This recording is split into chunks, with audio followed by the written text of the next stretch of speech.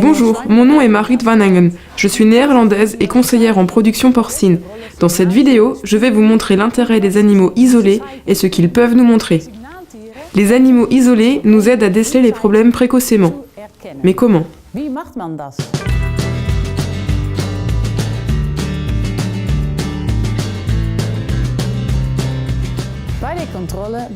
Lors du contrôle, observons d'abord le groupe tout entier.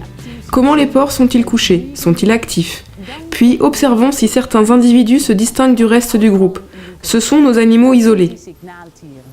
Ici, tous les animaux sont couchés, sauf un. Pourquoi? Il a peut-être un problème, mais il est aussi possible qu'il vienne de se réveiller pour aller déféquer. Ici, un des porcs reste couché alors que les autres s'enfuient. Que se passe-t-il? Ce porc dort. Une fois notre observation du groupe terminée, observons les animaux isolés de plus près. Cet animal semble très satisfait. Queue dressée, tête haute, oreilles tournées vers l'avant, peau rose, yeux vifs. Observons la posture. Ce porc a le dos courbé. Il est en train de déféquer, c'est pourquoi le dos est arrondi. Mais un dos arqué peut aussi signaler des problèmes digestifs ou une boiterie. Observons aussi la couleur de la peau. Cet animal est particulièrement pâle. A-t-il été oublié lorsqu'on a injecté le fer? Dans ce cas, il faut modifier la procédure pour éviter de pareils oublis. Observons aussi les poils. Aplatis ou dressés, courts ou longs. Les poils dressés et longs signalent souvent une maladie. En connaissez-vous la cause?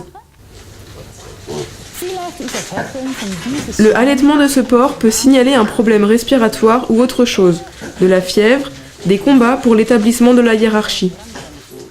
Ces marques brunes sous les yeux nous avertissent. Faisons bien attention. Entendons-nous des animaux éternuer ou tousser? En cas de problème de mycoplasme, il faut souvent rester assez longtemps dans la salle pour détecter une toux. La toux n'est pas le seul signal de problème respiratoire. La contraction des muscles abdominaux qui favorise l'expulsion de l'air hors des poumons révèle aussi ces problèmes. Ce genre de signal doit vous suggérer des causes possibles. Notez vos observations. Communiquez-les lorsque vous faites établir un diagnostic par un laboratoire. Des parois sales signalent des diarrhées. Trouvez-en la cause et administrez une solution d'électrolyte à vos animaux.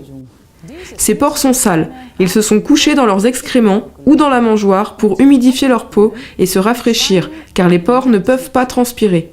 Contrôlez par conséquent la température ambiante et veillez à la bonne ventilation du local. Les signaux émis par certains individus valent souvent pour l'ensemble du groupe. En observant bien, en réfléchissant et en agissant, vous veillez au bon fonctionnement de votre élevage de porcs. Sans compter que vous aurez davantage de plaisir au travail. Je vous souhaite donc plein de succès.